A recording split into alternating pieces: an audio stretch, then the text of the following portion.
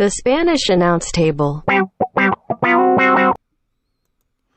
Episode 357 of the Spanish Announce Table. Tom, there is a lot to talk about. You went to AEW Dynamite here in the Kansas City metropolitan area, Independence, Missouri to be exact. You had a blast there. There's a lot of news to talk about. We're going to talk to the fans, hear what they have to say with Tweet the Table. But, man, how are you, Tom? I'm great. I tell you what, a night after going to AEW Dynamite, I am just so enthused to finally go to a great nationally televised pro wrestling show. You know, we've been to some really fun shows, especially out in St. Louis. Glory Pro's doing great work. We love those shows, going to that. Amazing. It's such a good time. Dan the Dad. But Dan the Dad, you got Eddie Kingston, Davey Richards, you got a whole host of guys and girls that are just amazing out there in St. Louis. But to a certain extent, it's still an indie show. You can't really talk to, Kata or Justin Summers about that show because they didn't maybe get a chance to see it, right? Justin Summers, you probably could. Possibly. He probably did see it. But you know what I'm saying? It's more localized. Yes. You're fun, but you can't talk to others. Going to AEW Dynamite, it's on TNT. It also airs internationally on all different types of channels, so you can talk about this stuff. A lot of people you can probably find it on. Yeah, so you can talk about it, and it just feels so good. I'm not kidding you, and I know we have continued to talk about like WWE. What is it, right? If you recall, when I went to Monday Night Raw, the first it was within the first month of them going back on the road. John Cena, tour of John Cena, Summer of Cena, and that show it was void of personality and heart and charisma. And then this show, it's night and day. I tweeted this out last night. It's a night and day difference. It's a party. I've said it's like going to a rock concert every time I watch that show. It's so much fun. There's no ads where wrestlers are trying to make you buy a MasterCard or get the WWE Network, which, hey, AEW will eventually say, we have partnerships, buy X, right? But like during the commercial breaks, you got Justin Roberts interacting with people, which, we'll talk about Justin Roberts here in a little bit, what he did during the show, which was pretty fun, especially post-match. But it was just, like you said, there was just an energy to it to where we're all fun, having a good time. It is a little bit older audience as far as it's not really not a lot of families. I didn't see a ton of families. It was more, you and your friends going out to AEW Dynamite, not you and your son. So maybe that has something to do with it, but it was such a great time. Got a chance to meet Hangman Adam Page, which was so cool, so nice. Great guy. So now I got a signed 8x10. I got a photo with him, and I got his action figure right here, huh? Guns up, motherfuckers. It was so much fun. But before we get into all that fun stuff, we got to talk about the news. So let's get right into it. Yeah, let's get right into it. This is somebody's favorite segment of the show. It is the Mother Lovin' News. First headline. You ready, Tom? I am. Fuck this company. I mean, if we're talking about the company I'm thinking of, who's that? Okay, probably WWE. WWE has released the following individuals today, as reported by Fightful.com. Frankie Monet, Ember Moon, Scarlett, Oni Lorcan, Karrion Kross, B-Fab, Jesse Kamea, Ramir? Trey Baxter, Katrina Cortez, Jeet Rama, Graham Metalik, Lindsay Dorado, Nia Jax, Keith Lee, Mia Yim, Eva Marie, and Harry Smith, or Davey Boy Smith Jr., whatever you want to call him there. I think the most surprising of these is what? Nia Jax, Keith Lee? No, not to me. So those are the bigger names, Eva Marie. right? Like, those are the biggest names. Yeah. Eva Marie, Keith Lee, even Mia Yim, Nia Jax. Those are the top names. Honestly, the name that shocked me the most was B-Fab from Hit Row. Yeah, they that one just shocked me got a lot, moved up to SmackDown. They got the cool presentation. Karrion Kross kind of surprised me a bit too, although they kind of were probably like, well, we screwed the pooch on that one. Yeah, that one felt like, let's just throw that in the trash and let's try this gimmick with a new talent, right? But B-Fab honestly was the one where I had to read it again. I was like, no way. Yeah, they did that. Did he even have a match on SmackDown? Right? Wasn't B-Fab the girl? I think that's the girl. Yeah. No. Yeah. I thought it was the other guy. No, it that's wasn't... Ashanti the Adonis. Then there's, right? B-Fab was the girl. I got my names mixed up. Mm-hmm. They got rid of the girl? Yep. She was the coolest part. She sang the hook. You fucking dumbasses. Let me fact check this one just to make sure. Yeah. I was thinking that was Adonis. No, that's her. Yeah. What a fucking dumb move. That's what they do, man. Now, look, we'd argue most of these names were wasting space on their roster. We said a long time. They're bloated. The way they do this always feels dirty, right? It feels like, hey, holidays are coming up. Everybody, you can go figure it out. I am shocked that they got rid of the female talent in the newest group on their biggest show. Because SmackDown has more viewers than Raw. Mm-hmm. What a dumbass mistake. Oh, my God. Now, yes, I'm trying to get past that. Because, again, I got my names confused, which, in WWE, that's not shocking. But, yes, some of these people were taking up space, right? Nia Jax had done everything, right? She won the title. She lost the title. She had a match at WrestleMania. She was the big evil monster. She was a sympathetic babyface. She had a love story. So she did all the storylines she could do. So that wouldn't honestly made sense, where it was like, we've exhausted this character. She's a little unsafe. Let's have her walk out the door. Karrion Kross, I think, again, felt like we screwed up this gimmick. Let's crinkle up the paper, throw it in the trash, come up with a new one. Kind of the same way with Keith Lee. And I think if you're going to release Keith Lee, you're probably going to release Mia Yim, because she's going to want to walk as well. So that's kind of a package deal. Frankie Monet, again, I might be getting my names confused again. Correct me if I'm wrong. She's the wife of John Morrison, right? Is she? So she's Taya Valkyrie on the Indies and Impact. Yeah, I think that is. I think that's John Morrison's wife, and so that I didn't realize. Yeah. And again, I don't fact check, but except I did there with BFAB. Hey, that's one's the limit. Yeah, one is the limit here. God damn it, we're not trying to be fucking philosophers and fact checkers the fuck here. You think? Who do you think you are? I am. Yeah, huh?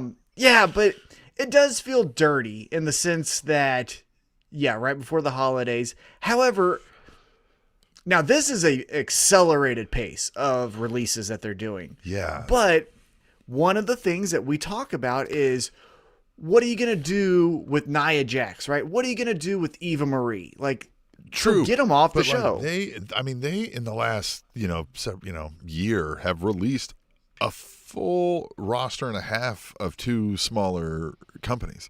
You know what I mean? Like, they have just had so much talent for no reason. Yeah. Now, here's the scary part for me as the AEW mark of the Spanish Announce Table.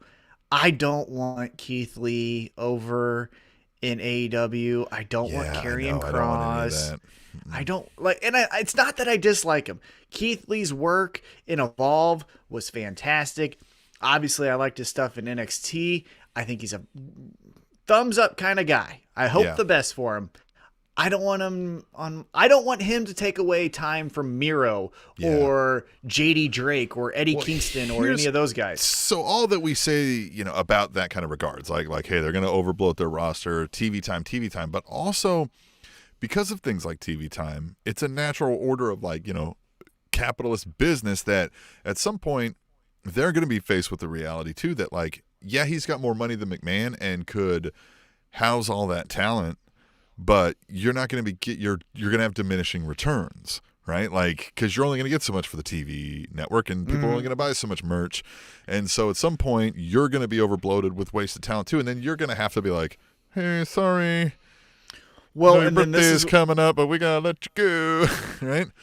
Well, and this is where it makes an interesting dynamic in AEW, because I do agree with you. There is going to be a point where Brian Cage's contract is going to come up and they're going to be like, well, what do we do? I think the most interesting thing is in WWE, they've got these 60 and 70-year-olds who are so detached from these talents that they're not necessarily friends. Now, maybe they are friends, but you get what I'm saying? Like, they didn't ride the towns together like Cody and the Young Bucks did.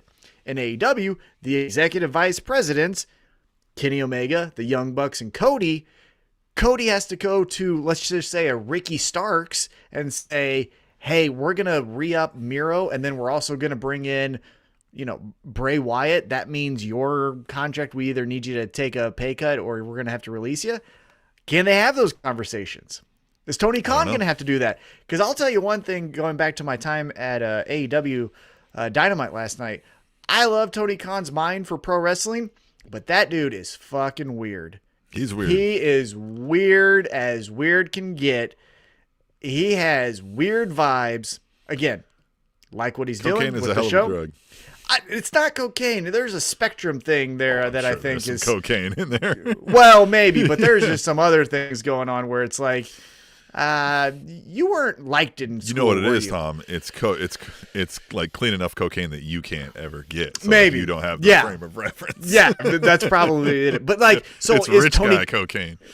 Possibly, yeah. And I've never had that before. Yeah, maybe not. But never had that kind of cocaine before. Right. So who's going to be, that's the interesting part though of AEW Dynamite, or excuse me, of AEW in general, is who's going to be the John Laurinaitis over there. Because that day's coming, especially now with this accelerated. Brandy Rhodes. You think? I think she's the one most attached, right? And already probably has they probably already view her as Yoko, if I had to guess. Like just spitballing, just throwing it out there with no actual claim. So don't quote me on that. Right. But no, I understand. Yeah. Well, not with the female talent though. Like a Jade Cargill. If it becomes, contract time and let's say Charlotte Flair did get out of her contract, but Jade Cargill's contract is up as well. Yeah, I don't know that Brandy Rhodes is the one. Who's going to be that person? I don't want that conversation to Jim Ross. I don't want to buy. Possibly. There's a good one because he's done it. He's done it. Right. He's hired and fired.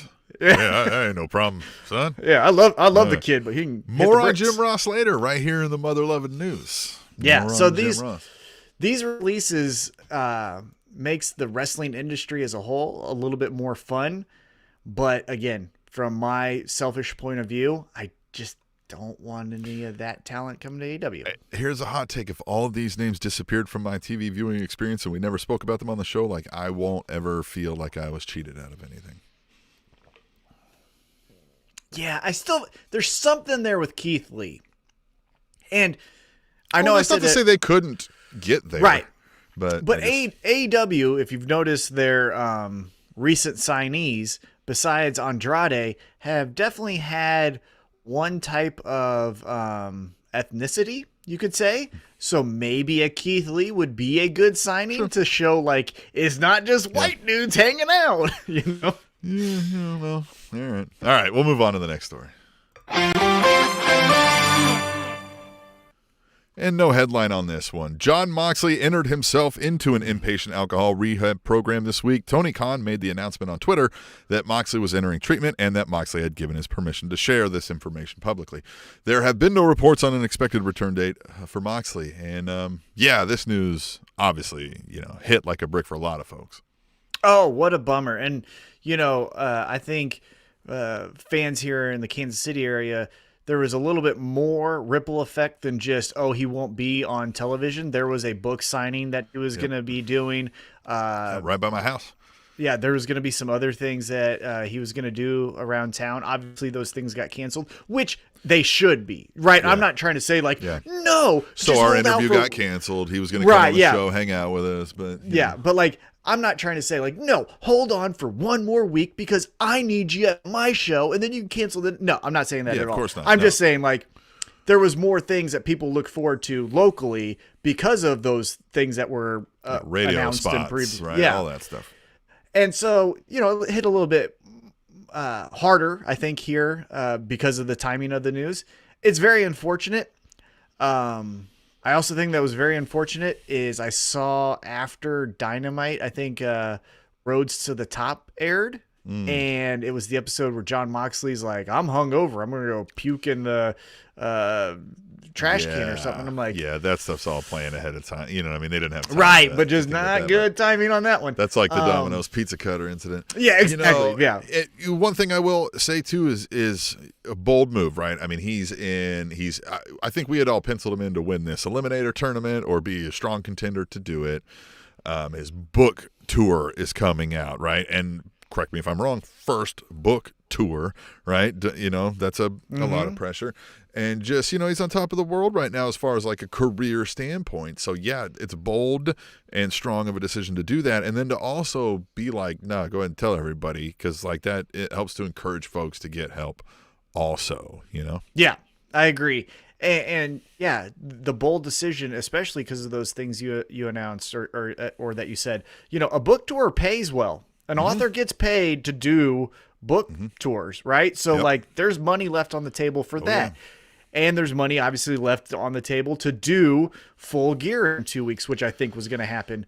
And so I think it was very courageous for him to say, hey, go ahead and tell people why I'm going to be missing. Because again, you could have just done he got hurt, right? We could say he ripped his ACL and everyone would be like, damn, hope he gets better. But like, he's actually in rehab, right? We could have smoke and mirrors this announcement.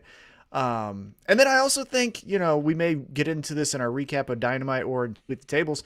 CM Punk's promo. Yeah. I thought it was very good because again, yeah, he could have easily been a person who is straight edge to put his nose up in the air and say like, this is why you should be straight edge, you dummies, right? Like that could have been a route. Or he could have ignored it and just went with the script. I mean, I thought it was very, and I tweeted this out while I was live tweeting in your stead because you were there.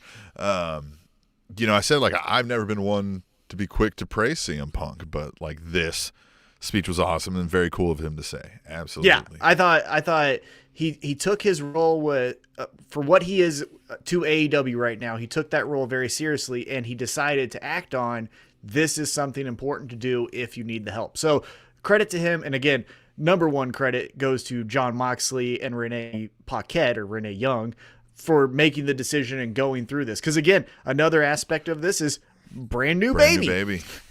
So which is difficult. So I can tell you the difficulty in a geographically separated family with a brand new baby. Like I went through that, right? When I was in the military, my wife was home handling, some baby duties.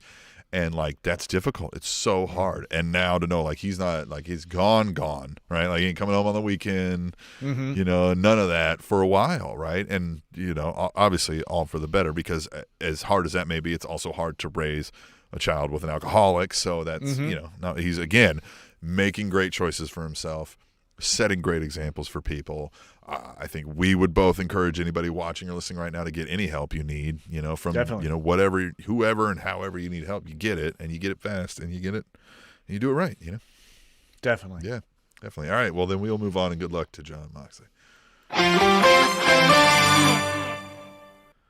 Slabs and dabs. Is this ribs and weed? WWE Hall of Famer, current AEW commentator, and barbecue sauce business owner Jim Ross confirmed his business ventures are expanding as he is opening a cannabis farm in Oklahoma with some friends and family. Yeah, I read about this. Yep. This seems like because it's his son or daughter. Yeah, it was like a son and daughter, and then like a lawyer and a friend of theirs, and it was this seemed like, hey, Jim. Wouldn't it be you great buy some land for us? Yeah, and we'll pay you back, and you can even make a little money. And he just goes, well, what it is like we'll use your branding. Well, you know what I mean, like which of course is going to be their best bet.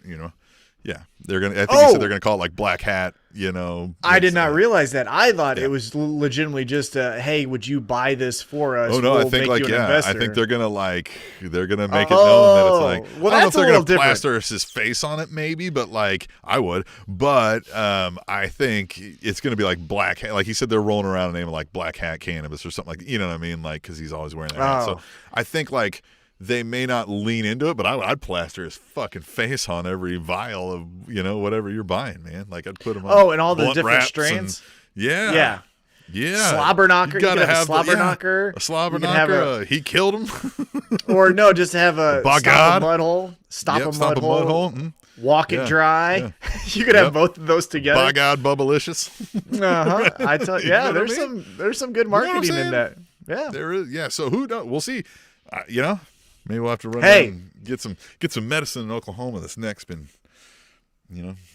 Well, this is what I'll say is hopefully that gives more attention from Jim Ross, because I wouldn't hate if he transitioned and got busy doing that. Just sell some weed, buddy. Like, hey, Jim, why don't you go sell some weed? Sell some weed, and when we call you, we need you to fire some guys and girls. There you go. That's his role. You cater the barbecue sauce. You know, put them on the ribs here. Bring a little something for the fellas back in there. But we need you to But we need you to have that difficult conversation with Lance Archer. Yeah. Or whoever it is. Go fire Brian Cage. Yeah. Sorry. All right. We'll move on. Next story. Well, that's a pain in the neck. Uh-oh. I don't like this. Lance Archer suffered a sprained neck when he under-rotated on a moonsault during his recent match against Eddie Kingston in AEW's most recent World Title Eliminator Tournament, according to the Wrestling Observer. No official recovery times have been announced, but sprained neck could be a month, 2 months, something like that, generally. Oh, I bruised my spine. Could be even worse. Yeah, I bruised my spine, and that was 9 weeks in a neck collar, and then it was about 2 to 3 months of just rehab so I could feel my shoulders and my hands. So a sprain, I think, is worse. I don't know. That's a hard thing, right? Like, what's worse, a deep bruise or a high ankle sprain, all those different things. So it could be relative, right? But that's not a thing where I think he's going to be back next week. You know what I mean? Oh, yeah, he can come back next week. No, yeah, so he might be done for the rest of the year, I would assume. He might get a call from Jim Ross. I hope not. He's good. He's fun. He's a guy where, again, we're going back to those releases, I'm going to take a Lance Archer over Karrion Kross. I'm going to take a Lance Archer. Taking Lance Archer over everybody on that list. Yeah, or even Braun Strowman. You know what I mean? Like, I like Lance Archer. He's a fun character. I think so, too. So I like it. Hopefully he gets well. All right. Should we start a GoFundMe? We don't need to if we do things right. Well, Ring of Honor Wrestling announced a pause to their live event production last week, and we discussed that on the news. This week, it has been confirmed that all ROH talent has been released from their contracts. Dave Meltzer reported that ROH intends to focus solely on independent, non-contract talent upon their return to live events, so they're going to go full indie.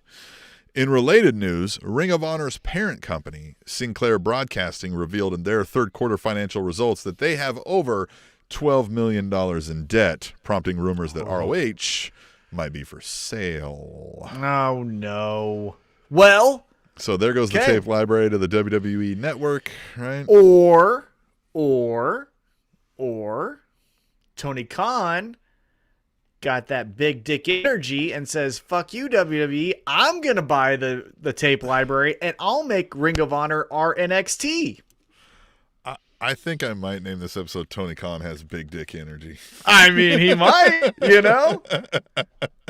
He seems like the type of guy where if there's a bidding war, he might put in an extra $500,000 over, what should be expected, just as an FU, you can't mess with me kind of thing. Yeah. Wouldn't be shocked. And think of that synergy. You have Ring of Honor acting as the look at that big dick synergy. Is you have the Ring of Honor work as the NXT for AEW. Now you can bring in the Keith Lee and all that, because now you have a shit ton of time to fill. Make your own feeder system. That's what I'm talking about. Now the guys like Sean Dean or whatever. What's the captain? Sean Dean, is that his name? Yeah. But you know what I'm talking about? He could go to Ring of Honor. Yeah, Dana Brooke. They didn't you could fire have Lee Dana Johnson. Brooke, but they fired Keith Lee.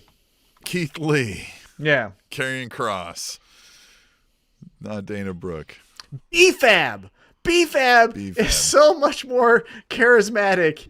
I can't believe that. That's the most shocking news I've heard today. Is that the thing that made Hit Row over the top? They were like, let's fire that. But again, let's keep Dana Brooke and Natty. Because, Natty, she needs to... Moving the needle. Duh. Good night.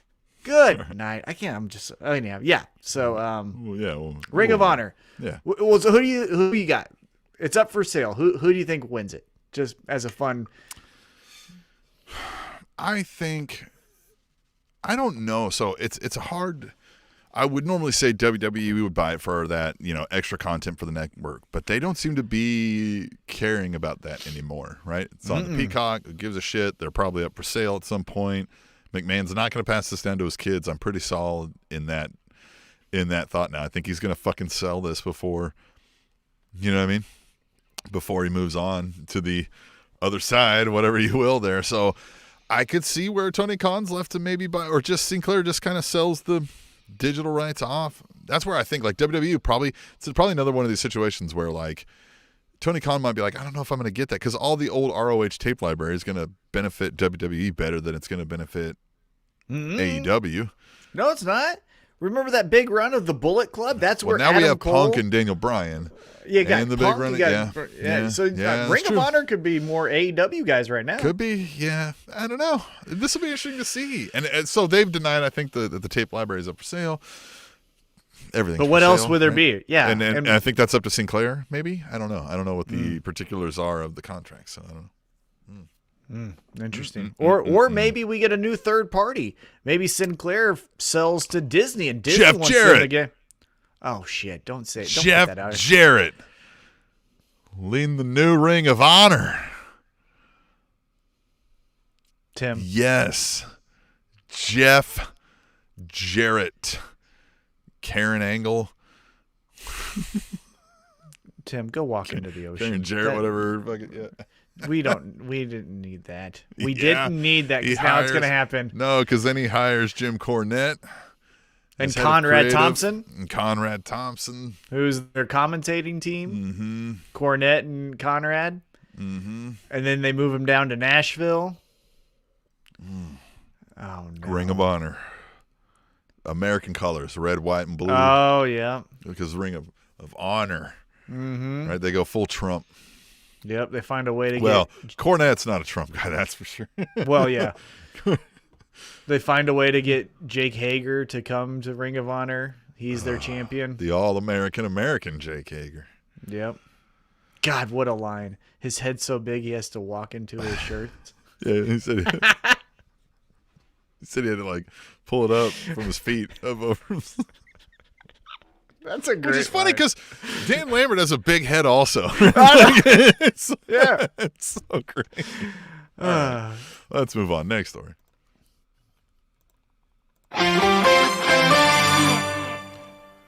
At least Full Sail was able to properly use his talent. All right, who else got released? Chad Gable graduated from Full Sail University with a Master's of Fine Arts degree in media design. Quote, motion graphics, animation, and digital cinema filmmaking have been a passion of mine since I was 14 years old and is what I chose to pursue for my bachelor's degree, which I received in 2010, said Gable. Yesterday, I graduated with a Master of Fine Arts and Media Design from Full Sail University. I finished with a 4.0 GPA as valedictorian and a recipient of the Advanced Achievement Award, indicating the student most likely to succeed in their chosen industry, end quote. So he's saying, like, not only did I do this while being a fucking traveling WWE wrestler, I knocked it the fuck out of the park.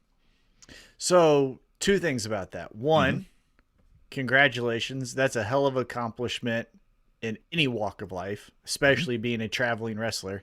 And two, it tells me that you have zero fucking input on what you do in WWE. If you have enough time to go be valedictorian in a university in America, that tells me that this WWE thing is a part-time job. Yeah, you ain't planning on.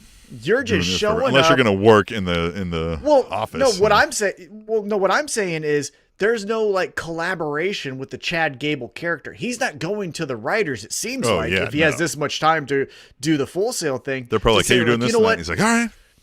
Yeah, it seems to me to have that much time and to be that successful at it, that you're going to WWE and legitimately walking through the door and John Laurinaitis says, here's the script, and you say, thanks. You read it over for, an hour or two, and then you just do it and go to the next town. And that just screams how uninteresting WWE is that their talent is now getting degrees while also putting out subpar television. Yeah. Yeah, they're out here fucking getting 4.0s and goddamn advanced. And again, hey, I have self-studied, some of the stuff he's doing, and I can tell you, it ain't fucking easy. So to do, what he's done at that level. And hey, here's another thing. I don't know if WWE paid for that, but I asked Full Sail when the NXT program started how much it costs to attend their university, and it's also not fucking cheap, right? Like it was enough to make me be like, thanks, I'll get back to you. Never. Like I was like, oh, I'm already in student loan hell, so thanks. Yeah, never mind. So if he was also paying for it out of his like wrestling stuff, like he's putting a pretty penny towards it. I'm assuming he got a discount at least. Yeah, right? I'm assuming there's like a discount. Yeah, I'm assuming there was some type of like, if we do the shows here, any of our talent can go for at cost or something. Yeah, something. What I mean? So, but but credit to him again. Hey, that would still not be cheap. Oh, I know, but still credit to Chad Gable for getting the 4.0 and just knocking it out of the park. Closer to 6 figures than 5. Than the start of 5, I'll say that. Oh yeah, no, I called too. I know. It was expensive. Yeah, He's like, I looked into that. I was like, hey, I could do that. Nope, no thanks. No thanks. All right, yeah. Congratulations to Chad Gable, though. We think you're awesome. I know you're watching, so good job on you, man. Impressed. Hey, if you want to give us any tips, you want to do any free portfolio work for the Spanish announce table, get at us. Yeah, look at this. Here, we're such fans of it. Look, there's your action figure. Maybe you can create something more light, more actually looks like better than this. Mm-hmm. All right, here we go. Last story. They stole our idea, Tom. I thought they went away. America's Hat. The Godfather and Nasty Boy Brian Knobbs will star in a new reality show produced by Chavo Guerrero. The show is reported to be an upbeat, entertaining show focused on compelling road tales told by legendary professional wrestlers. They stole our road stories idea. They did. We did one episode 8 years ago and they stole it. Well, it was so successful that we had to like figure out a way to build on that. So we had things in motion. Now we got to just put a halt to it. There's going to have to be so much heavy editing because like the cancelable amount of content that's going to come out of The Godfather and Nasty Boy Brian Knobbs about road stories in the professional wrestling industry in the late 80s to late 90s is going. How can they use any footage? This has to be a YouTube show. This can't be on any television. Yeah. Well, but I got to watch this. And even so, even if they do find like nice ways to tell the stories, it's probably still going to end up like Ric Flair's story time that he did about the plane rides. And then you're like, what the hell are we telling people about, And here's the other thing too. This is just my point of view here. Is, Undertaker had this mystique about him for so long, but then he did that walkabout, tell all to all these different interviews and stuff, right? To Stone Cold and Pat McAfee and all these people, right? Ariel Helwani, all those guys. His stories kind of suck. Yeah. When he talked about how he outdrank Cypress Hill. Nobody gives a shit. Neat. I did that in fucking high school. Yeah. That's not cool to do in your 30s. Yeah. Or 20s. Like, I mean, what the hell? And so I think maybe these stories will suck. Maybe they think it's going to be cool and they're going to be telling on themselves, right? They're going to say the wrong part out loud. And then now we've got some pending arrest because of statute of limitations didn't run out. You can't slip a roofie in somebody's drink and brag about it. I mean, and the way they talk about how cool they were back in the day, and then you hear the actual story of just Undertaker had 7 shots of Jack. Not that fucking impressive, bud. Like kicked a guy in the left testicle till it broke and then stole his car. Like we were like, hey, that's not cool. Yeah, or the stories of, unnamed tough guy wrestlers ripping off noses or punching guys unprovoked. That's not cool. You know what I mean? Like, I don't know if these stories are going to be good, but I'll probably watch. Yeah, all right. Yeah, but I got to see it. It's going to be a train wreck. All right. That's the Mother Lovin' News. We like to keep you up to date and informed on the hottest news in the professional wrestling industry. But then, once everybody's up to speed, we like to turn to you, the fans, right? We're going to hold some of our opinions about what happened in pro wrestling. Tom was at AEW Dynamite, our favorite show. So much fun. And we're going to discuss that. But first, we got to hear what you want to say, right? That might not be the only thing you guys want to talk about. So how you tell us what to talk about is you use right here, hashtag tweet the table. Go on Twitter, use that hashtag. You can follow us at Table Show. I'm at The Awesome Voice. He's at TMac_816. However, you don't have to do all that, but you do have to use hashtag tweet the table, and we'll read them right here, right? You ready, Tom? I am ready.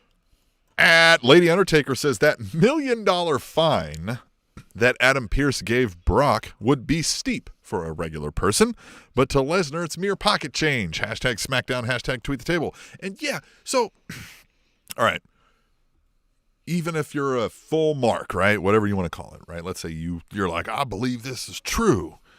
You also believe Brock Lesnar doesn't give a shit about $1 million. Mm-hmm.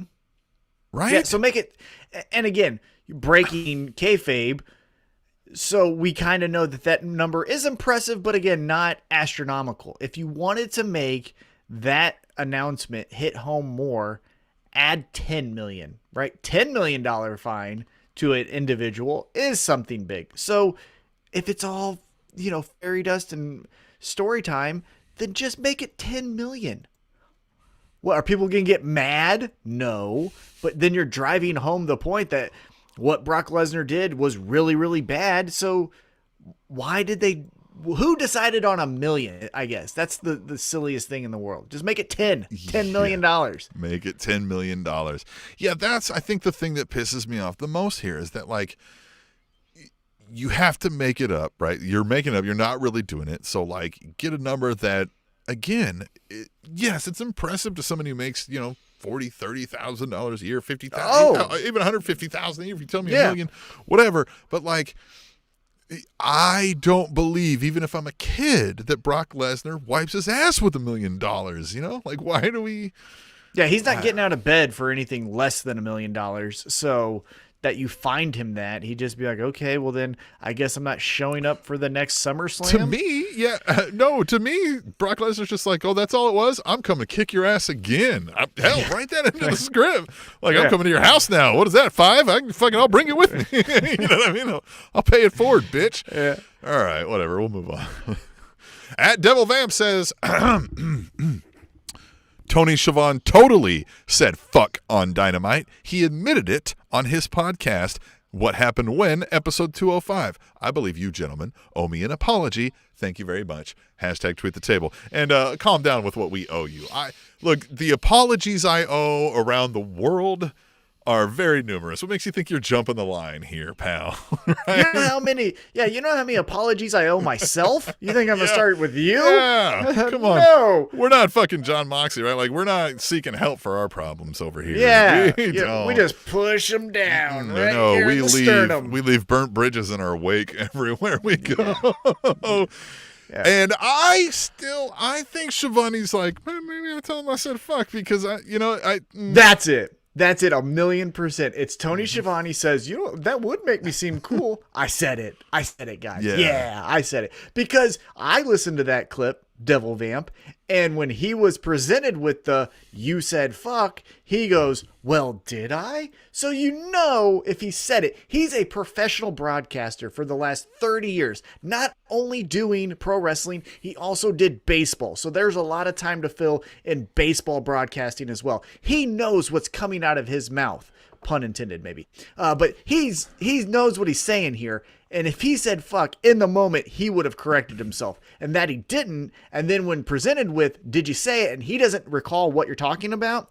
He didn't say it. He's just going with it because it sounds cool. There's people who probably base their whole identity on trying to get an apology out of me that I've owed them for decades. Yeah. You don't know how many people I have erased their phone number and blocked their number because I don't want to talk to them because I was so bad. I think at last count, I've blocked over 750 people on Facebook. You think I owe you an apology? Yeah. I sometimes go by different names so that I don't have to owe up to what I used to do. Okay. Closest you're going to get is finding a fake ID from me entitled Alan Apology. You know what I mean? Like, that's all you're going to get out of me. Then I'm on the run. I'm out. All right, we'll move on. Lady Undertaker says, hey, Rollins, the Godfather called. He wants his pimpin' clothes back. LOL. Hashtag Raw. Hashtag Tweet the Table. Hey, look, this at least is better than just Seth Rollins coming out without wearing these costumes, right? Yeah, he could come out with the newest Seth Rollins shirt that has some type of flame leather on pants. And yeah, walking around going like, I'm still saying the same jargon. At least now you kind of say, well, what's he going to wear He's this a week? sociopath. You know, you're like, all right. Well, maybe even you're just like, this is fun. What's it going to be this week? All purple? Okay. Well, he loves that, right? He can theme it with all these comic book nerds that love cosplaying and all that. Or whatever. If he goes babyface and keeps the same kind of psychopath babyface, then he could just do local team colors, right? He goes to New York and it's orange and black for the New York Knicks or whatever. Whatever new fucking Avengers comic book fucking thing is hitting the theaters, he'll theme that. Yeah. Isn't there something coming out? Yeah, I don't know. Eternals or something? Sports rivals of every all major the city. Stuff. Yeah. All I the like things. it. I mean, it makes it more interesting. I does don't make it care more about it, interesting. but yeah. There's still no compelling storylines. I think this is great character work, like character expansion of him, right? Like doing that. Now, however, if we integrated that into like weaving in and out of storylines, you know, a little bit better. All right, we'll do our final hashtag tweet the table here. It's from @AUC Cat. It says, one day. All right. Lee Moriarty will wrestle Dante Martin, and everyone will rejoice. Remember this tweet. Hashtag AEW Dynamite. Hashtag tweet the table. And if by everyone you mean nerds, then yeah. Easy. No, I think, spoiler alert, that's where they're headed, right? I think I saw Matt Sydal and Lee, and then on the other side of Tony Schiavone, it was Leo Rush and Dante Martin. So I'm going to bet that's going to probably happen maybe this Friday. And no disrespect to Cat, I was just fucking around. That will be an amazing match, of course, right? That'll be flips and shit galore. Yeah, well, Lee does the like submission stuff, so it'll be a lot of like take your hand, put it in his ass, all that kind of stuff. Well, but he'll be holding a lot of hands while Dante Martin is climbing to the top rope and bouncing off his ass on the rope and doing a triple spin over his ball sack plancha dive, and then he drags him out of the ring. If they add some story to it, I'm in. But I it's just booked half that match. So I mean, you really did. That's the first 7 minutes. It's going to be a fun match. Let's see if there's a story. There's going to be so many kick out at twos. I will give them credit though. They're not relying as much lately. If you've noticed, they usually get to like the big spot, but then the guy or girl finds a way out of not getting hit with the finisher. I've been noticing that a little bit more. The Young Bucks style is a match that goes for one fall, but 900 near falls. All right. Hashtag tweet the table. We talked about what you wanted us to talk about. You may not like what we fucking said about it, but we talked about it. So use hashtag tweet the table and we'll talk about it some more. We love to hear what you have to say. You are the lifeblood of this podcast. Make sure you head on over to SpanishAnnounceTable.net. We got merch links. We've got donate buttons. If you want to, plug something on this show, hit us up. We've got emails, links up there. Beer do all the fun sponsor of the stuff. week. Beer sponsor of the week. You know who's the beer sponsor of this week? Our goddamn selves, once again, because nobody donated us any money. So help us out. Keep the lights on in this place. Look, I'm already losing some of them over here. Like, somebody turned off that fucking light. Like, what am I going to do? What are you going to do, Tim? I have to slip them a 20, get that light back on. But hey, Tom, you went to AEW Dynamite. I've had so much, we've been doing, personal, family stuff over here that we had to get ready. So couldn't swing the time, couldn't swing the dough and the time to go out there and spend half a day. I regret it still because you had a blast. Oh my goodness. It was so much fun. It kicked off with, Well, again, they had some events announced that they had to reschedule because of Jon Moxley's personal situation, which, again, totally understandable. But at the venue itself, before you even got to the matches, they had a meet and greet. And as I mentioned at the top of the show, got to meet Hangman Adam Page, talked to him for a few minutes. Really nice guy, very fun to hang around with. Did that. Then I got into the arena. At the Independence Event Center, there is not a bad seat in the house. Every seat is fantastic, and they're all super very comfortable seats. Loved every second of it. Yeah, that's a great energy. Energy was great. Before were the Dippin' Dots okay? This time around, yes. This time around, nothing happened to the Dippin' Dots. Yeah. So for anybody that's not in the know about the Kansas City area, when they years ago. When they got thrown into the Dippin' Dots and everyone was worried about the damn Dippin' Dots. That was here. Same venue. Yeah, that was when Jake Hager threw Dustin Rhodes into the damn Dippin' Dots. Yeah, that was right here. Not the damn Dippin' Dots. That was like 30 feet away from me. I still remember that. I didn't remember the call because obviously I was there live. But yeah, I remember that. That was, and he threw him fucking hard too. When I remember having seen that Dippin' Dots machine a number of times, like, look at that. Yeah, that was pretty fun. But the energy was off the charts. Spoiler alert, the Acclaimed wrestled for AEW Dark. His disses on Kansas City were just top notch. Does he so talk shit good. on Mahomes? Talk shit on Mahomes, talk shit on our barbecue, talk shit on the Chiefs. Brings up a conspiracy theory at the end, which some of the crowd likes, some of the crowd didn't.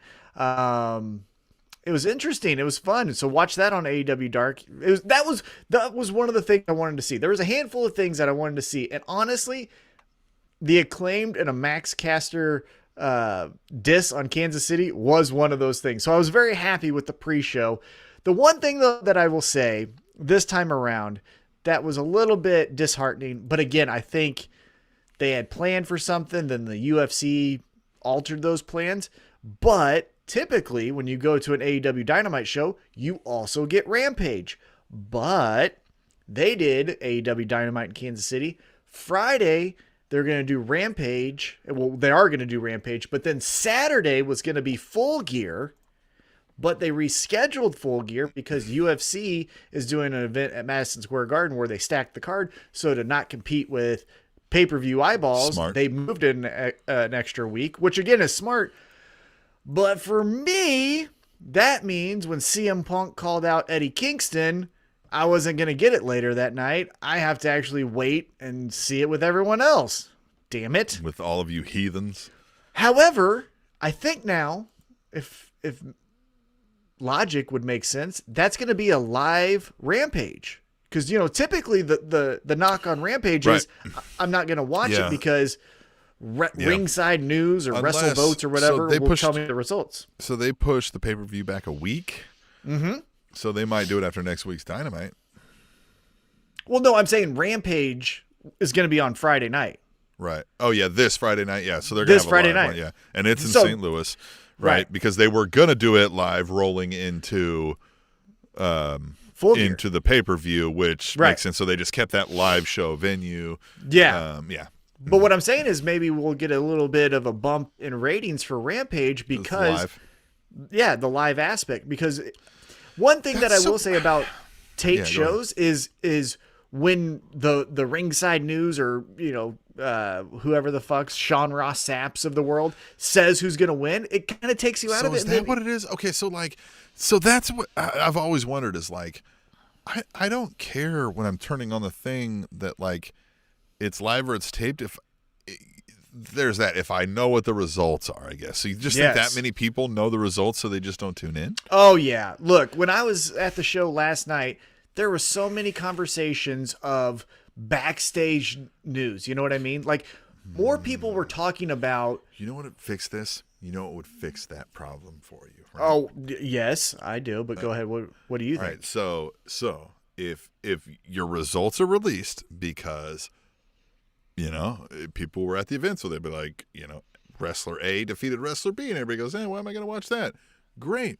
But if there was compelling storyline-driven material that was, like plot-driven material that you couldn't get in like a X wrestler beat Y wrestler because you had to kind of watch it like a fucking drama series, you might get people tuning back the fuck in.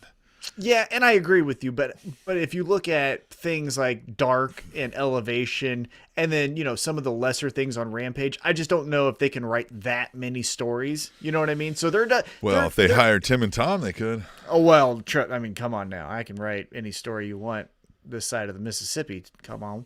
I would even say, you know what you should do, just to fuck with the dirt sheet writers, do 2 matches.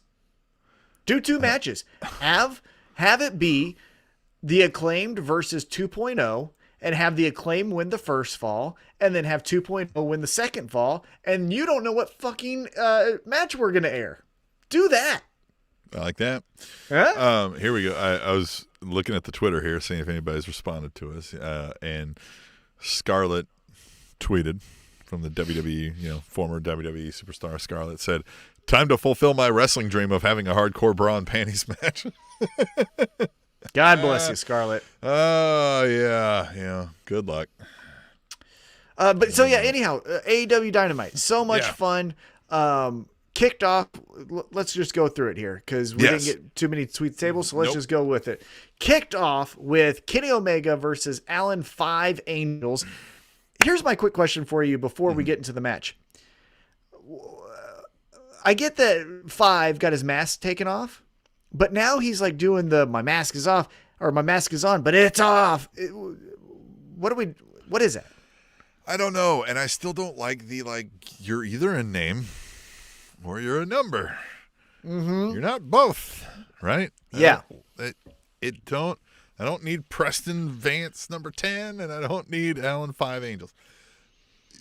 I love, and I talked with somebody back and forth on Twitter about this in a good way, but I love that AEW does this as opposed to what WWE does. So when they give this time to it's Kenny Omega, we're not going to put him every week in a main event title match that you think you might legitimately lose. Sometimes it's mid-carder, right? Because, but they give time to those folks. They actually get time to shine, right? Now, I think it also, you run the risk of making your champion look weak if you can't beat a mid-carder, but I also think it helps to, the other way of that is that it kind of says hey, the margin of difference here isn't wide, right? You can't just assume champion beats every mid-carder, right? Everybody can get their ass beat, right? Well, what I liked about this match is it did do the Allen gets his, or 5 gets his moves in, but never in the match was there, at least from my perspective, was there a 2 count that 5 got on Kenny Omega where you're like, oh my God, he's going to beat him. Yeah. Did he have a sustain oh no, Kenny Omega's in trouble? Right, exactly. Right. It didn't do that. You're right. It was Kenny Omega is kicking this guy's ass, but 5 is finding ways to kick out or get out of finishers. Chance. Yeah, but Kenny Omega wins. It was a 10-minute match, I think it was. So Kenny Omega wins. Afterwards, he gets on the mic. He says Angel almost ruined his career because if you recall, the whole hoopla behind Kenny Omega and 5 was last year they did a match. Kenny Omega gave 5 some offense. Dave Meltzer, I believe it was, or Jim Cornette, one of those guys, was like, you shouldn't have your champion looking this weak to someone, that low on the card. And so this was essentially kind of to that comment. But Kenny Omega then starts beating up on 5. It brings out the Hangman. Whoa, it brought him out. I loved how he was walking out and Nakazawa is running at him and he just takes him out with a clothesline. Yes. Doesn't even break eye contact with Kenny Omega. He's just get the fuck out of here. And goes in. Kenny Omega retreats, leaves the title. And then Hangman says, hey, I'm going to give this back to you. Well, he goes, I'm going to give this back to you because in 10 days, it's mine. Oh. Yeah. And it logically makes sense why Hangman would come out because, again, 5 is a Dark Order member. Dark Order are his friends. It wasn't as if Kenny Omega was beating up Matt Sydal, which again, I think Hangman would still do, but is Matt Sydal and Hangman friends? Why would they really care? But with this, continuity made sense. Love that. Yeah, I loved it. Yeah, I like this a lot. And Hangman sticks up for his friends, man. That's cowboy shit. Yes, it is. Fucking love it. Hangman is the man. Love that guy. Now let's get back into the AEW Dynamite. After the commercial break, Malachi Black is standing in the darkness, and he cuts a promo where he says, "You banned me from ringside, Tony. Well, I just want you to know when Judas was betrayed, it wasn't by just whoever the fuck, right?" And so, who's it going to be? I'll tell you this. In the crowd, fucking Bray Wyatt. That's what every fucking knucklehead said around me is, Bray Wyatt. It's going to be Bray Wyatt. I was like, you think at the 2 weeks before pay-per-view show, that's when we're going to bring out Bray Wyatt? Like, we're either going to do it at the go-home show or the pay-per-view. Don't think it's going to be tonight. So anyhow, then we get into CM Punk. He comes out. He's not happy. He was walking with a purpose, cuts that amazing promo about Jon Moxley, but then works in the kayfabe with Eddie Kingston. And now we're going to see Friday night a face-off between Eddie Kingston and CM Punk. What do you expect from this? Boy, I don't know what to expect from this because as of late, CM Punk has been on the up-and-comer tour, right? Like, all these guys. Eddie Kingston is no up-and-comer, right? Eddie Kingston is a guy, grizzled veteran. He's the guy who you're like, hey, if they give a world title to run, it'll be a la Christian in WWE, right? Like, it's not like this guy has a whole lot to crescendo to. So he's in the I've got nothing to lose. I'm going out for love of the game, and I'm going to fucking make people think I'm beating your ass. So this will be fun. We haven't seen CM Punk in a brawl.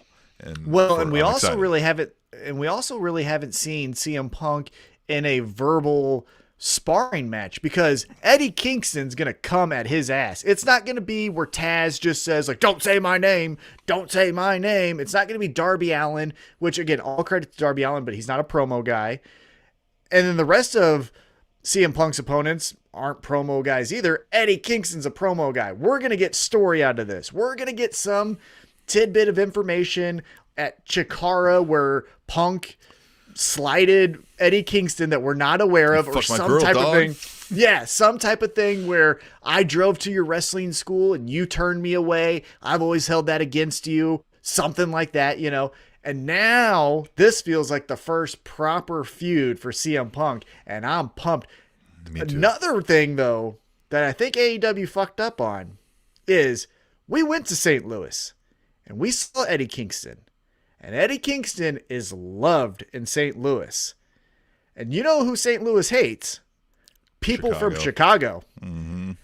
And you're coming in with CM Punk. Kind of, look, I think everyone's still on the, hey, I want CM Punk to come to my town because I want to sing the song. I want him to cut a promo or wrestle a match. You're going to get a heavy Eddie Kingston fan base in St. Louis. You're getting a heavy... I'm not kidding. This St. Louis crowds don't fuck around. Yes. They are loud. They like a certain edge to their personalities. So the elements that you got going into Rampage, which I think is so fascinating, is a couple things here. So you got a live crowd, right? It's a live show, not going to be taped, so you can't pump in cheers for CM Punk if it doesn't go your way. You got a guy from Chicago in St. Louis. You got a beloved St. Louis wrestler, even though he's not from St. Louis. Not just a guy from Chicago, a guy who makes, which most guys from Chicago do, Chicago their identity. Yes. Right? Yeah. Yeah. Mm-hmm. And the fourth thing that I think is the most important is CM Punk isn't necessarily setting the world on fire. I think we're getting towards the tail end of the everyone's happy to see CM Punk. So you might get a different reaction that you may not have anticipated. Might get this generation's Hogan Rock, baby. I tell you what. Oh, I can't wait. And I'll say it right here on this podcast, and I'll say it until I'm blue in the face. I'm cheering Eddie Kingston in this feud with CM Punk. I want Eddie Kingston to win this match. I do too. 10 times out of 9, I'm rooting for Eddie Kingston. Yeah, I want him to win the promo battle. I want him to win the match. Eddie Kingston for president. I want him to take CM Punk's lunch money. Yes. Make him retire. Take his new shoes that he bought. Yeah, he did that sneaker show. Take those fucking Jordans. He don't deserve them. Eddie does. Yes. Deserve them. No, he doesn't. He doesn't fucking deserve them. Not over Eddie goddamn Kingston. He doesn't. Not over Eddie Kingston, for Christ's sake. All right, so then after the commercial break, we get Marvez in the back talking to the Elite. Well, so one thing that I thought was fun is CM Punk cuts this whole promo of you don't have to be a tough guy to get help, which was 100% honest, and I love it. this is where the fucking Young Bucks are starting to win me over. And I don't like it. I don't like it, Tim. Because the first thing they said is, well, we're tough guys. Like, they just shit all over what CM Punk said. I was like, you motherfuckers. Like, I thought that was so clever to just be like, we're heels. Never said, like, I will give the Young Bucks that they are some of the best, like, on the mic heels in the business because of that. They know everybody hates them or loves them, and they know how to just make you hate them more, right? Like, they don't give a shit that you hate them. They like it that you hate them. And they want to fucking like wag their dick at you to make them hate them more. And like, I like that. Yeah. Yeah. I don't know what that says about me. I'll give them that. That's fine. Yeah. That's good. They went right into that's their most redeeming quality, that they want you to hate them in my eyes. Yeah. Mm-hmm. Yeah. I agree. Mm-hmm. So they go into the, well, we're tough guys. That's what we are here in AEW. Then you get Christian coming out and he's like, hey, what the fuck? Yeah, and the elite, or whatever they're calling this 3-man group of Young Bucks and Adam Cole, were like, hey, Christian, you're outnumbered. Like, shut the fuck up. Luchasaurus shows up, and they're like, hey, we don't want to fight. Hey, we don't want to fight. Well, they do, right? So we get a brawl. Jungle Boy joins with a flip off the stage. But where I want to talk about this is Christian Cage ends this segment with a concerto to Adam Cole. And here's the thing that's confusing, because, you know, AEW is self-aware, right? They like to make sure, again, continuity and details matter and stuff like that. So we just think that Adam Cole takes a concerto on Wednesday night, and then Friday he's supposed to wrestle John Silver? Like, that should take you out for weeks. Yeah. So it is, but also, you know, I've heard somebody, you know, years ago mention that, like, concussions also, this person was saying they didn't like concussions being brought up in a storyline because he was like, you're beating somebody enough that they can't answer a 3 count when you hold them down. That's a concussion by definition. By default. Yeah. Right. So yes and no. Right. But like, the chair to the head ought to take more than 2 days to recover from. I agree. That's the thing. This is where, again, we have another opportunity for AEW to say, hey, it's Friday night. Adam Cole can't compete. Instead, in his place is going to be Nick Jackson or, you know, someone else. Maybe they bring over Tom. No, I'm not wrestling fucking John Silver. That guy will kill me, a little bowling ball. See how big his fucking arms are? No, I see, and by the way, behind us. Yeah, and by the way, in person, those fucking arms are massive. Probably bigger than my face. And I got a big face. You do. Yeah. Okay. So then after the beatdown, and again, we'll see what happens on Friday night because it's supposed to be John Silver versus Adam Cole. But after the beatdown, we get our next match, which is for the AAA Tag Team Championships. FTR taking on Samurai Del Sol and Aerostar, which was formerly Kalisto and then the other guy. This was good. Yeah, you know, and we've said this before, like, AEW kind of operates as though they are the super stage for the indies, right? And so they like to kind of give love to, like, hey, NJPW exists.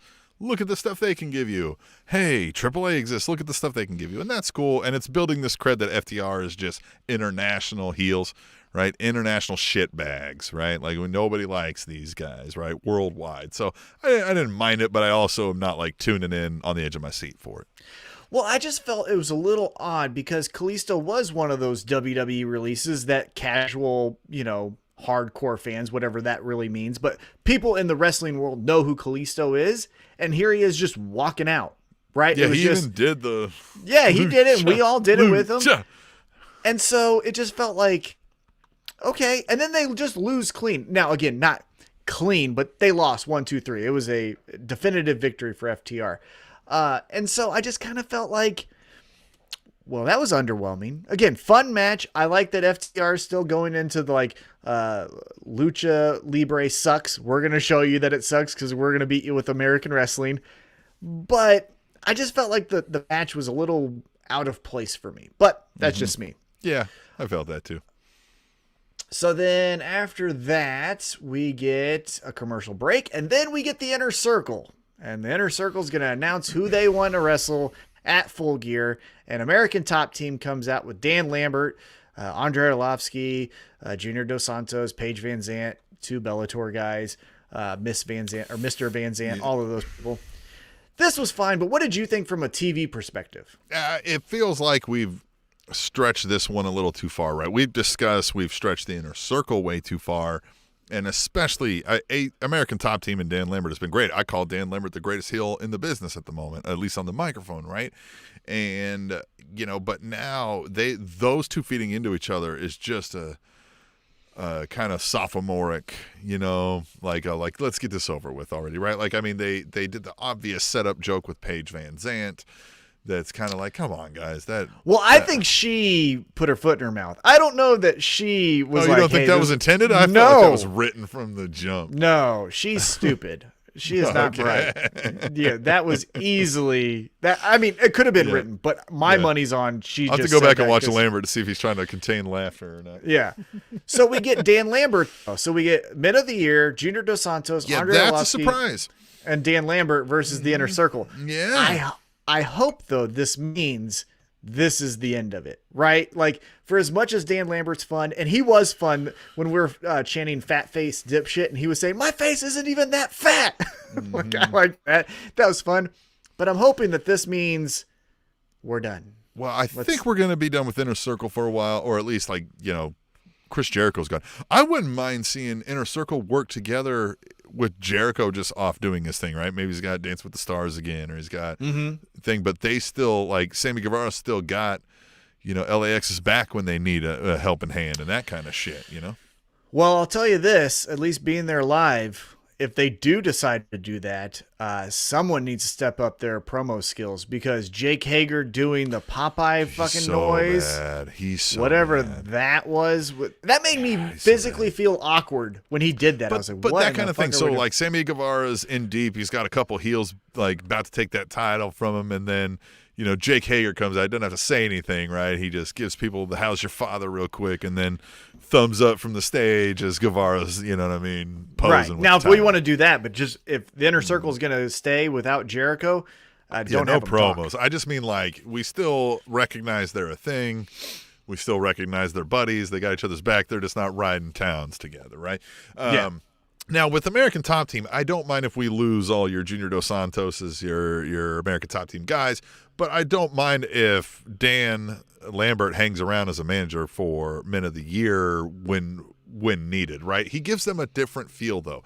It seemed to me they were going with the GQ and will kick your ass look. Dan Lambert does not speak to that well, right? Like, he speaks to the, like, I'm going to kick your ass. What are you going to do about it? And then I'm going to head back in my, Lincoln Mark 8 from 2007 and drive back to the office, right?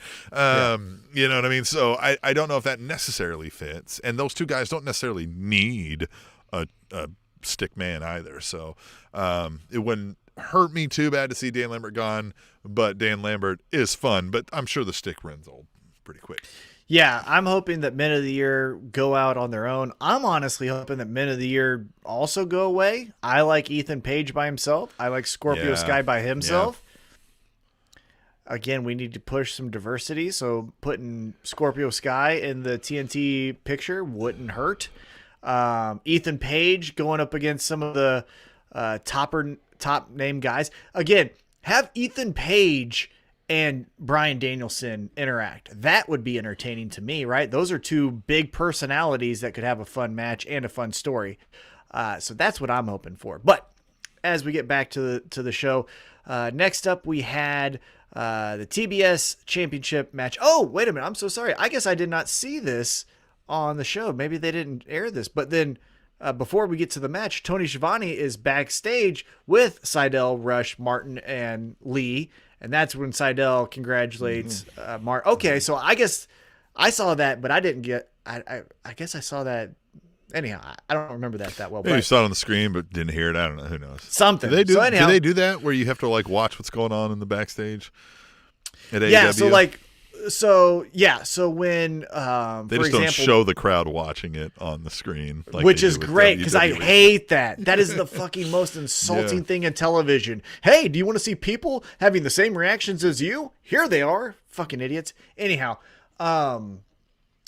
Yeah, so they well, like when Miro cut his promo, and then when Malachi Black cut his promo, it was on the big screens. But anyhow, so Seidel, Leo, Martin, and Moriarty, they do their thing. Then we get to the match, the TBS Championship Tournament, Anna Jay versus Jamie Hayter. I was shocked of this result. I really thought Anna Jay was going to win this match, and she did not.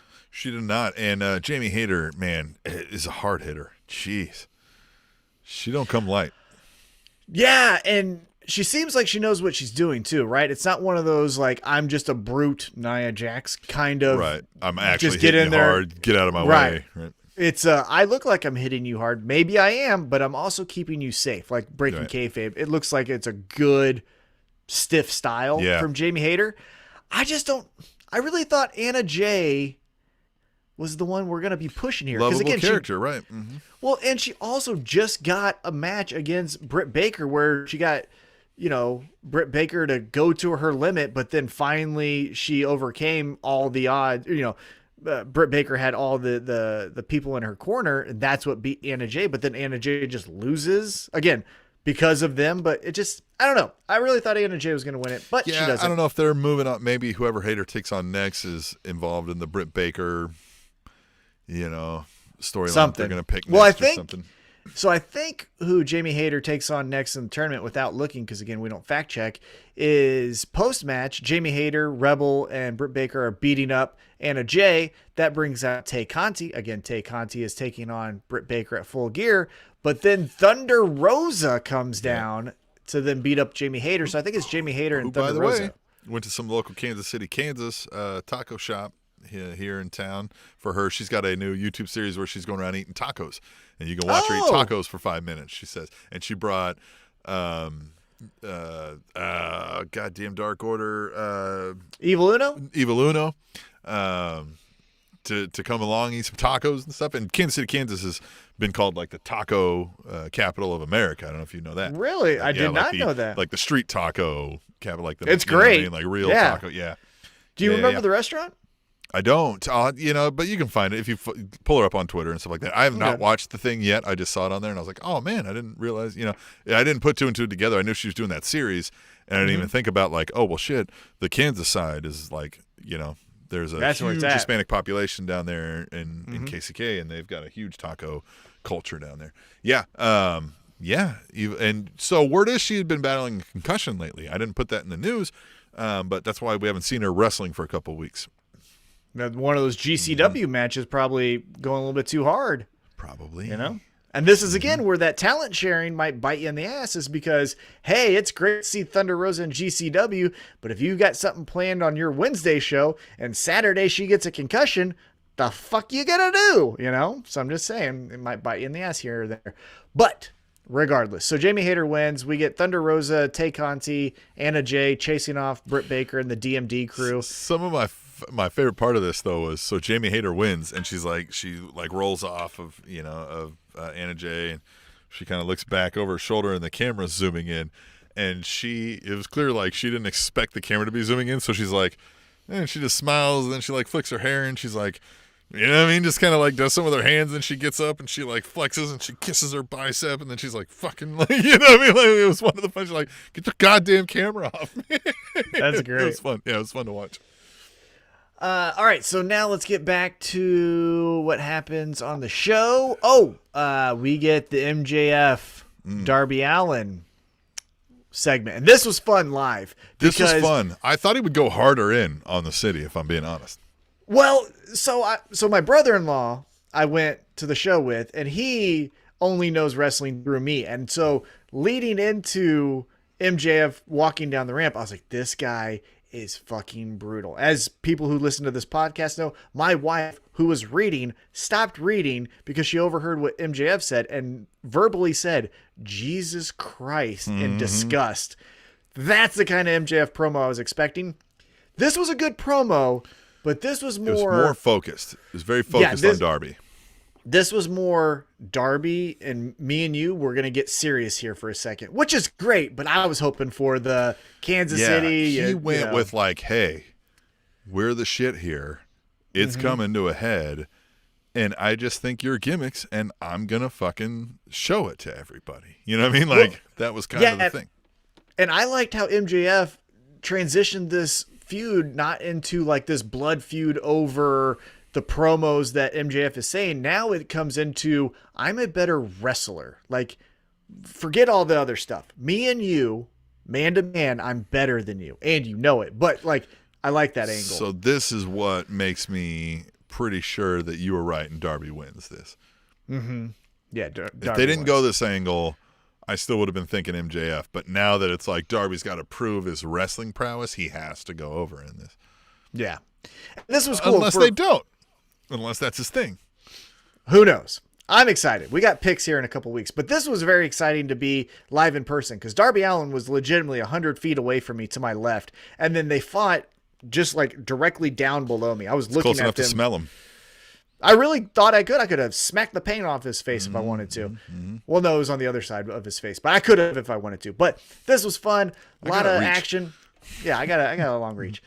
We got to see Sting, which was awesome. First time I got to see Sting in person, only for a couple seconds. But no, but I go, that's Sting. I acted like a 10-year-old. Did you like grab your brother-in-law? Yeah, I was like, that is so great. He's like, yeah, it's cool to see Sting. Do I was you like, know what this means? Yeah, I was like, I've never seen Sting. This is so great. Yeah, I was so happy. I saw him with the police in 74. Easy. Now he'd be hanging out with the police in 2020. Anyway. Yeah, okay. Right. Let's get back on track here. Now we get Cody Different Rhodes. Police. Different police. Cody Rhodes versus Andrade. This was fun. Yeah. So let's get right to the finish, though. Cody goes for a dive on Andrade. FTR comes out, hits him with the AAA Tag Team Championships. Andrade gets the win. What does this mean? Yeah, because remember, he bought them before, right, for the evening. Mm-hmm. Are they going to not be with MJF anymore? Are they just still for hire, or do they just like fuck Cody? Like, yes, this is. I like that they left more questions than answers. Yeah, because this is and then if you go back to the Malachi Black, someone's gonna betray you. I don't know if really FTR and Cody have any history. You know what I mean? Now maybe we might find out. But that was an interesting move. Yeah. To everything you said there, they are Pinnacle members, but Andrade's not. They did get hired out one night, and MJF made the arrangement. So did he do it again? Made it pretty clear it was one night only. Right. And then is this an MJF saying, hey, Cody, go fuck yourself from afar? But MJF also has been like, ostracizing members. Like he pissed off Wardlow the other day and pissed off Shawn pitted Spears. Him against Shawn Spears. And yeah. Interesting. I thought this was really cool. I like that Andrade got the victory because, again, he still needs some more wins, and Cody's bulletproof. He can always come back in a couple weeks' time. Bulletproof and boring. Now. That might be the episode. Now, let me tell you something here. I did not have this on my wrestling bingo card in 2021, but a stare down post-match of Tully Blanchard and Arn Anderson got me out of my seat. I thought we were going to have an old man fight. And I loved Arn Anderson getting in his old man stance, ready for that fight. And all my money was on Arn Anderson in that moment, too. Arn Anderson looked like he was going to kill him. On the broadcast, because I haven't seen it back yet, did you hear the Get the Glock chant? We started a Get the Glock chant. Yeah, I will. At that time, like I had it on, but I was also talking to family at the time, so like I need to like watch that segment fully. So I don't know if I did not hear it, but that doesn't mean that it wasn't there to be heard. Arn Anderson acknowledged it and was like, "Hey guys," like he was like, everywhere he goes now, that's the chant. Like it or not, you did this. You might as well come out with a foam Glock at this point, because or just bring the Glock. I don't give a shit. Maybe, yeah. The Baldwins can do it. Yeah, but Tully Blanchard and Arn Anderson having that stare down I got so excited. I thought we were going to get like a punching confrontation and it was going to be a pull apart. Hopefully that's what happens. Oh, but just an old man rolling around on the ground fight. Oh. And you know who they can get involved. And I know he got Me Too'd or whatever we're calling it, canceled. But Andrade's father-in-law is a free agent. You get Tully Blanchard and Arn Anderson to cut promos. Lights go out. Lights come back on. You hear the woo. You have Ric Flair come out. I'm interested. Again, all the other stuff I understand. And look, separate the art from the artist, in my opinion. But you have three of the horsemen. They could do a horseman reunion. I mean, like. And then. Oh. That's when Charlotte appears? All right. No. That's well, yeah, maybe. But Wyndham Rotunda is a free agent. Barry Windham went in as that the could four be the horsemen. switch up that we're all. That would be so great. And then you get the if he came out as a suit wearing four horsemen style, total switch up. Remember when we all thought Brodus Clay was coming back as like a monster and he showed up as the Funkasaurus? Like we can have that out of Wyndham Rotunda. Yep. Oh, and they just do an FU match to WWE where instead of it's a McMahon in every corner, it's a horseman in every corner. And you have Arn Anderson with Cody, Ric Flair with Andrade, Barry Windham with Wyndham Rotunda, and then you get Tully Blanchard with Shawn Spears, and you have a 4-way match. How much fun would that be for one night? And it would be a big fuck you to WWE. You know what I mean? Yeah. Like, that would be great. So anyhow, so let's get back into it. After the commercial break, we get a quick promo from John Silver. This is again where we're going to have a match. Adam Cole, I just saw, couldn't get up. They had to get everyone to help him. Yeah. 2 days later, he's going to, I guess. Tough guy. He'll get up. Now let's get into rub some dirt on it.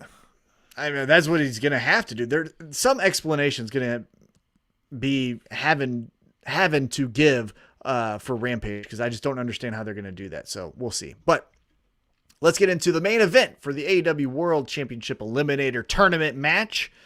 Orange Cassidy, beat up and bruised, taped ribs and all, taking on the new replacement, Miro, with Bryan Danielson on commentary. What did you think of this?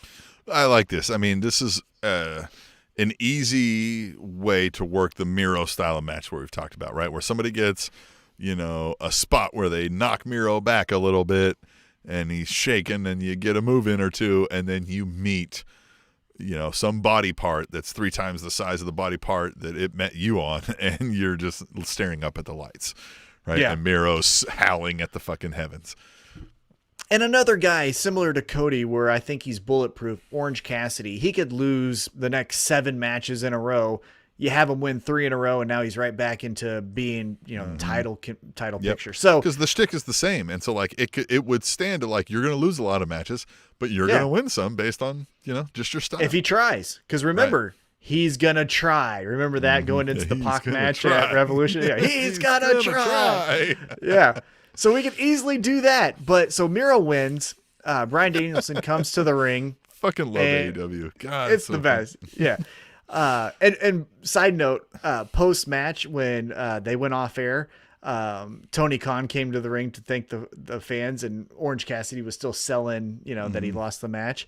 And Tony Khan was like, I just want to let you know that in his next match, he's gonna try. It's just funny. That's great. But yeah, so post-match on TV, Danielson walks to the ring, puts out his hand for Miro to shake because he's this gentleman, we're going to fight it out like real men do. And Miro said, I don't like you, and I'm not going to shake your hand. Bye-bye. So at Full Gear, we get Miro, Bryan Danielson.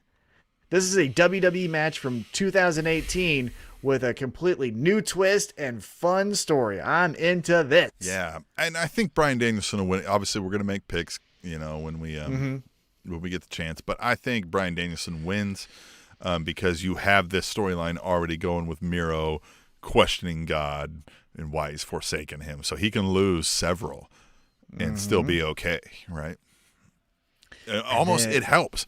It helps this character to lose a couple high-profile matches, which is insane, right? Like, that's how good a booking and storyline this is, that, like, you need to lose a few of these. Yeah. I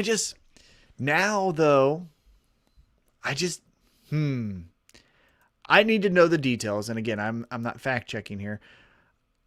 So are we saying Full Gear is Kenny Omega versus Hangman Adam Page? Yep. But then the winner of that match will be taking on the winner of Miro versus Bryan Danielson. Yes. Yep. So we're going to potentially do, and I don't want to... Bryan Danielson versus Hangman. Well, what do we do there? Yeah.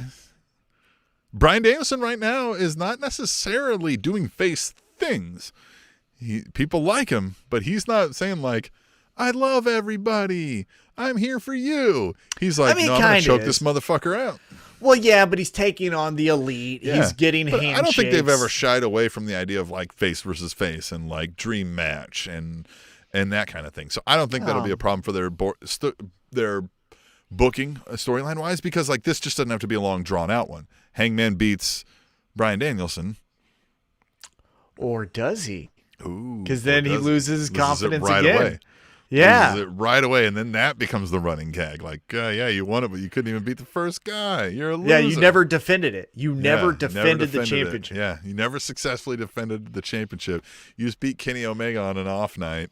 Mm-hmm. They could even work that into the match, right? Like he stumbles and oops, oh man, my knee, right? And run into fucking Doc Gallows one time and you roll me up. Like you won on a fluke. Interesting. God, I can't wait till Full Gear. I can't wait till Friday night. Yep. We got a lot of fun stuff on Friday night. Obviously, we still have the Go Home show for Full Gear next week. And then we got Full Gear in a couple weeks. I am pumped, man. I'm super pumped. There's a lot of big dick synergy going on AEW, and I'm super excited. Yeah. Post-match, I will share with you this. So as I mentioned, Tony Khan came out after Miro gets the win. Bryan Danielson stays in the ring. The rest of the best friends come out to, console Orange Cassidy. Tony Khan talked about very candidly that this was the second hardest show he's ever had to book with the circumstances outside the ring. I bet. Obviously, he alluded to Brody Lee being the most difficult situation, but this, right up there. And so he got a little serious, and it was a little bit of that's kind of a downer. And then so he gives the microphone to Bryan Danielson, and this is then where the fun happens. Bryan Danielson is like, hey, Kansas City, love to be here. This is all great. This is why I'm mad I didn't go.